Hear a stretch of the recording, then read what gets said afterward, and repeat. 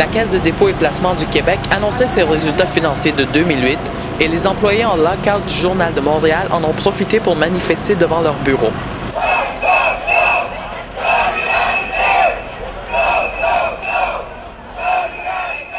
Il faut dire à la Caisse de dépôt, qui est propriétaire à 45%, d'arrêter de financer un journal et de dire à Pierre-Carl Péladeau, M. Péladeau, c'est parce que votre journal, là, dans 2 ans ou dans 1 an, il ne vaudra plus rien.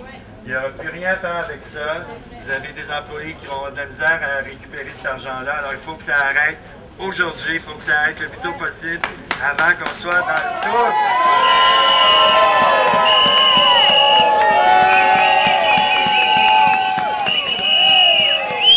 La raison pour laquelle les employés du Journal de Montréal manifestent aujourd'hui, c'est que la Caisse de dépôt détient environ 45% des actifs du journal. Les syndiqués revendiquent donc plus de valeurs comme par exemple la transparence, l'éthique. C'est pour ça qu'ils sont venus manifester aujourd'hui. Quand on regarde les chiffres, quand on regarde ce qui se passe pour vrai, c'est pas les journaux eux-mêmes qui vont mal, c'est les investissements que les grands patrons d'entreprise ont fait. Ils se sont beaucoup expansionnés. Ils ont fait des achats qui étaient pas toujours les bons. Puis ils se retrouvent avec des dettes incroyables. Puis une dette incroyable en temps de difficulté, en temps de crise économique, bien, ça fait très mal, là. Pour faire face à la tempête qui s'abat sur les entreprises de presse à l'échelle mondiale, Québécois demande notamment à ses employés d'adopter la semaine de travail de 5 jours au lieu de 4.